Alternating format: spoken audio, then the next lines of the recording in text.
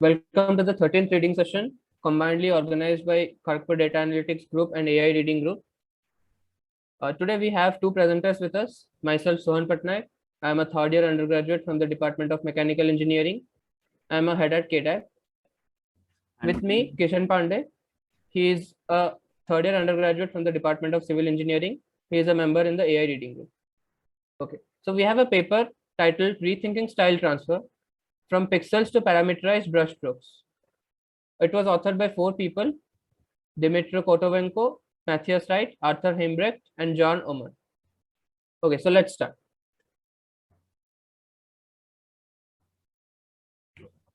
Yeah, we can move on to the next slide.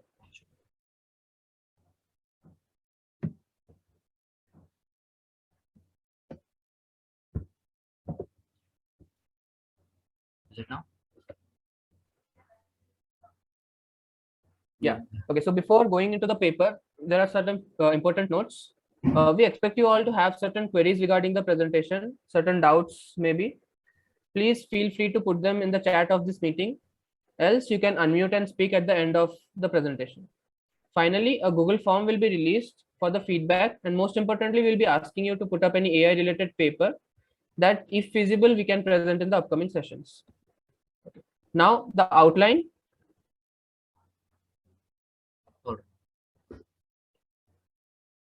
Yeah.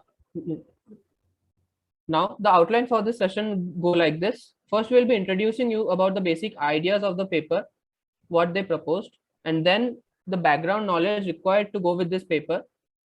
That includes 2 sections. One is the content loss and the other is style loss. After that, we'll discuss the approach that the authors proposed. That includes 5 sections. First one is the implementation details, a small section, and then differentiable renderer. Then we'll discuss a basic case scenario and then transfer that into the exact case that the authors proposed, that is the renderer. Finally, we'll be discussing how to control the flow of brushstrokes with the user input.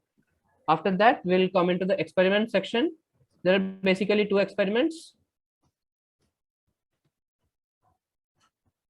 One is the deception rate and the other one is the. Over to you, Kishan. All right. Moving forward, everyone. Greetings from my side once again. And let's start with the introduction part. What are we dealing with here? So we are dealing with a style and texture transfer scenario, and things have been like style and texture transfer have been around for a while, and they are very, very popular in the research fields. Okay, and contributions from Geddes are marked outstanding in these areas, including the work of synthesis of an image with combination of style and content of separate images. But there have been some drawbacks to it. The regularization on final image and intermediate latent representation is only confined to the pixel domain. So what does this paper proposes? The paper argues that the pixel representation is unnatural for the task of artistic style transfer, because artists compose their paintings with brushstrokes and not with individual pixels, right? So the paper explores the representation with parameterized brushstrokes instead of pixels. We'll get to that in the next slide. If you did not get what I tried to convey in this slide, I think Drake is here to explain it to you. Right? Okay, moving ahead. Over to you, Sohan. Okay, so let's discuss the background knowledge required for this paper. Okay, this idea was greatly motivated by the paper by Leon A. Gattis and his co-authors, and they proposed this idea back in 2015, I guess. The paper was a neural algorithm for artistic style transfer. In that, they proposed 2 types of losses. One is the content loss and the other one is the style loss.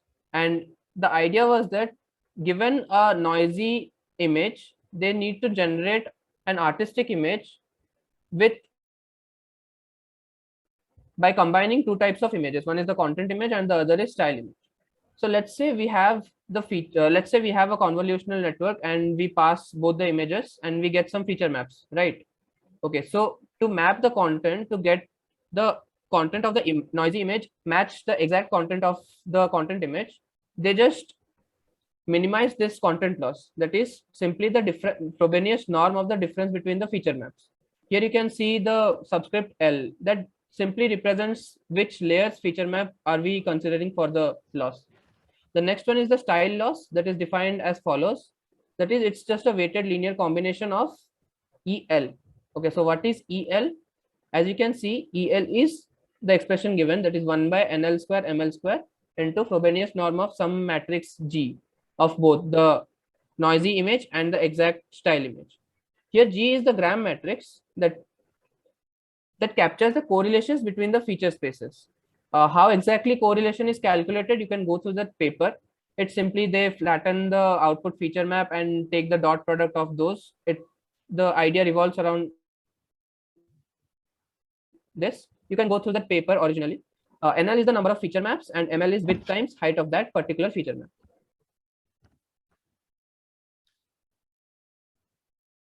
Okay.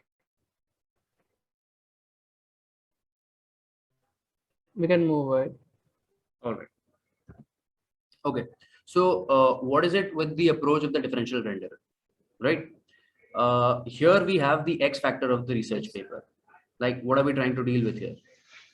Let's just say that a data set of brushstrokes were generated using fluid paint environment. This is how the researchers have dealt with things. StyleGAN network was trained to generate an image condition. Yeah. Did I lose my connection? Yeah. Okay. Sorry about that. Just give me 1 moment. I'll represent once again.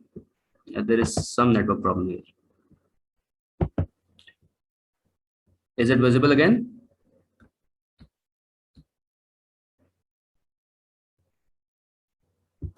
Sohan? Yeah, it's visible. All right. Yeah, it's visible. Okay, so excuse me for that. And then we're moving forward now. So I'll start the slide once again. A data set of brushstrokes were generated using fluid paint environment, right? StyleGAN network was trained to generate an image conditioned on the brushstroke parameters. Now there is a disadvantage to this approach. The disadvantage is that it is very memory intensive. And we also need to have a large number of brushstrokes that could be run in parallel. But with such a memory intensive approach, we cannot deal with such things.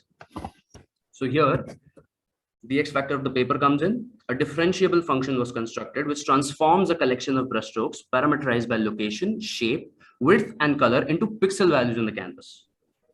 And the mapping function, as you can see below mentioned.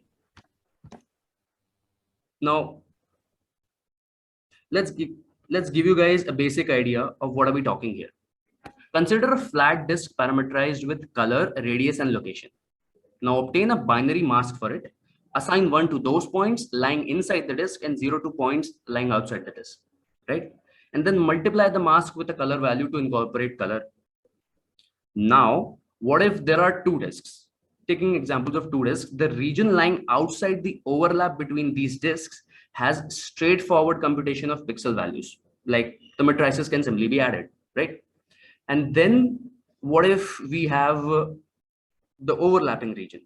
The case is a bit complex. We have Sohan here to help us with that. Over to you, Sohan. Okay. So it was quite straightforward. Yeah, it was quite straightforward for the non-overlapping region, right? The pixel values, generally the pixel values are between 0 to 255. It's quite common. So if in the overlapping region, if we simply add both the matrices, the output pixel value might exceed 255, which is not feasible, right? So they came up with an idea. Like they tried to discretize to which disk a particular pixel will be assigned. For that, let's say they computed this matrix A. For 2 disks, this is not a matrix. This is simply a scalar. But to generalize to n disks, this will be a matrix. Okay, so how this scalar or the matrix was computed? So let's say we compute the distance of a particular pixel to both the disks D1 and D2. Now, if D1 will be less than D2, then the pixel will be assigned to disk 1. Otherwise, it will be assigned to disk 2. Right? Yeah. Now, generalizing this to n disks, they compute the distance of a particular pixel to all the n disks and assign that particular pixel to the disk that is to the disk whose center is at the minimum distance to that particular pixel. You can see that Aijn is equal to 1 if dnij is less than dkij for all k that is not equal to n, otherwise it will be 0. Now once the assignment matrix is come, the renderings are like the mask that we used and multiplied by the color, that is the rendering. So a weighted sum over all the renderings will give you the final image. Now to make it clear, this final image is nothing but in the previous approach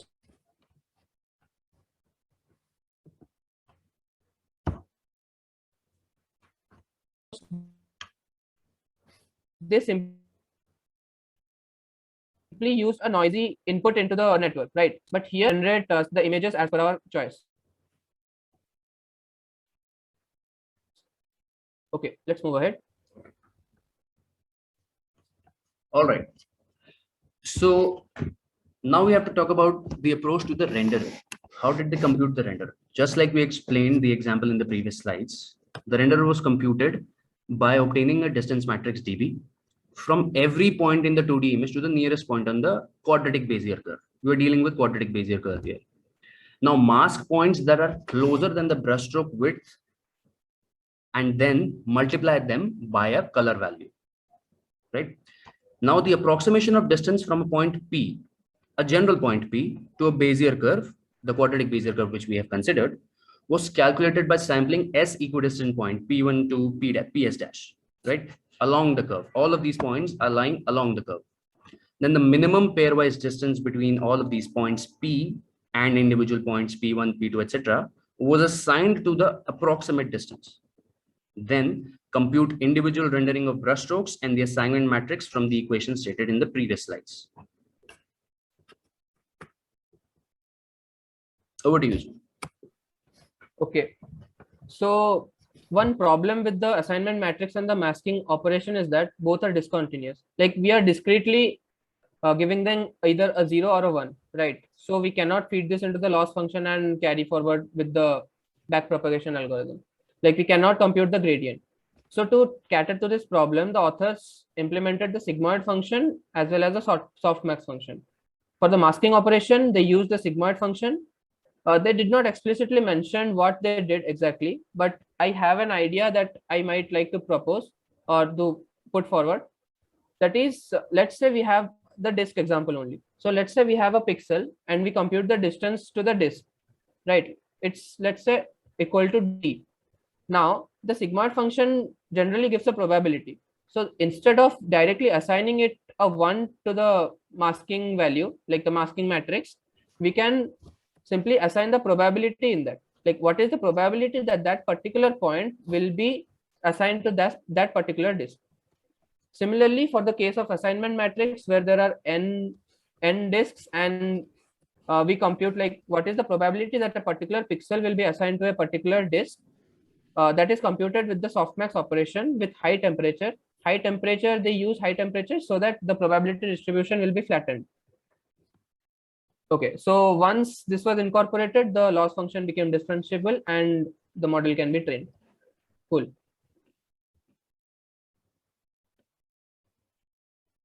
Now, that was quite straightforward, right? Like we have certain image and the model will give us something.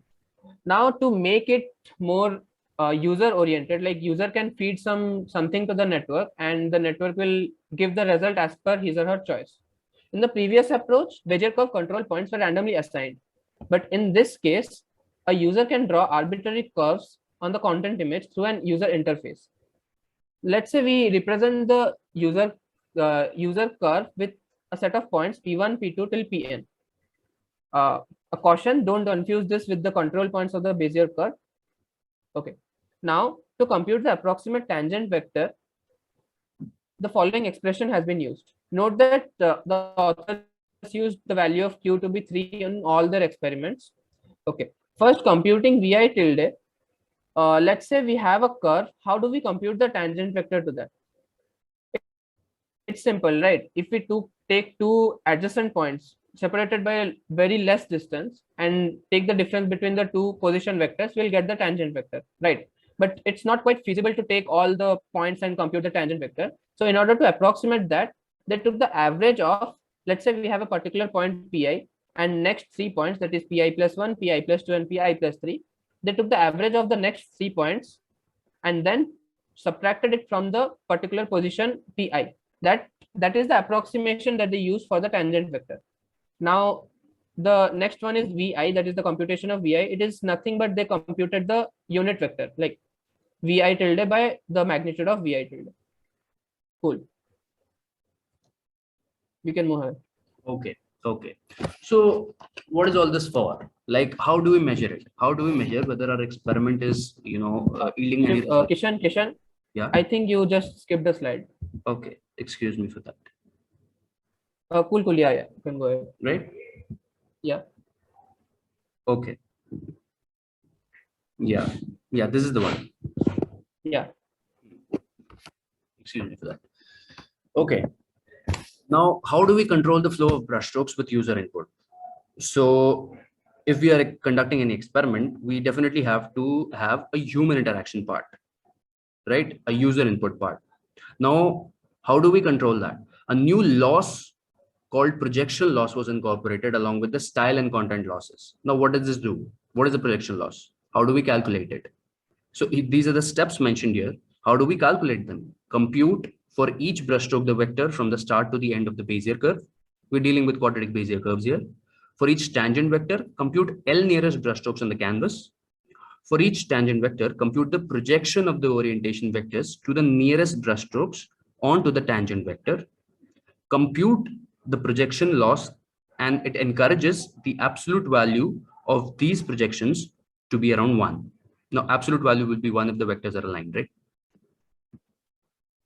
So what are we talking here about? Let me explain you with these pictures. Look at your left, the left picture of the elephant and the sky, right?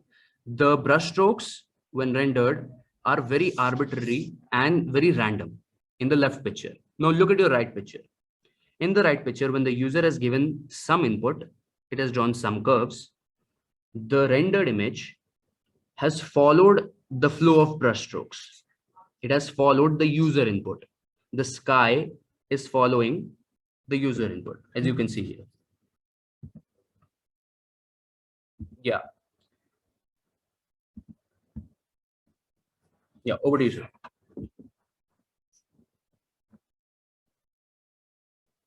Am I audible? Yeah. Let us look at the experiment, that is differentiable renderer.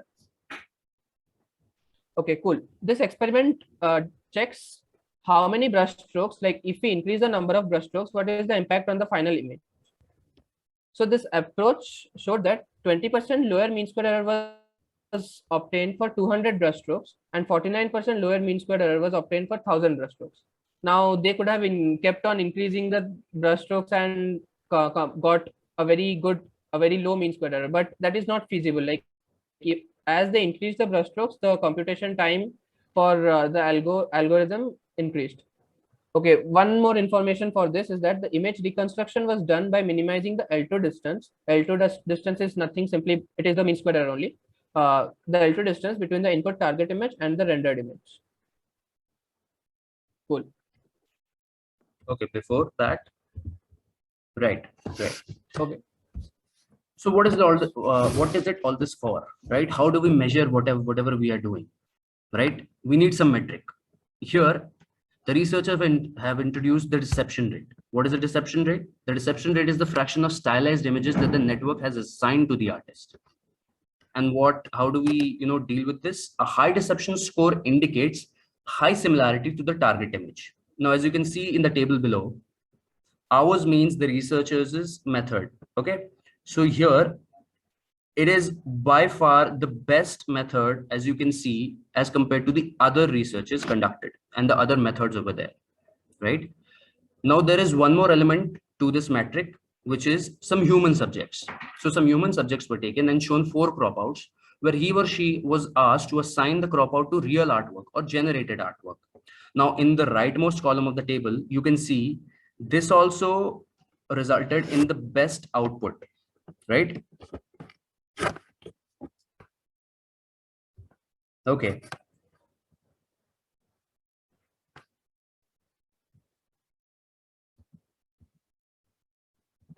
Cool.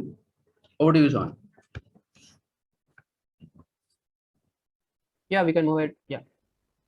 Yeah, so we saw the experiments as well. Now concluding the session, we saw how to switch the representation of style transfer from pixels to parameterized brushstrokes, and how these brushstrokes rendered naturalistic images as the artists provide. The benefit is that the visual quality improved, and it also enabled additional control to the users. This is an explicit rendering mechanism that solves the purpose, and also it goes far and beyond the field of style transfer. Lastly, the authors also proposed to incorporate the limitations of this approach by potentially alleviating the more sophisticated brushstroke blending procedures. Cool. So thank you, everyone.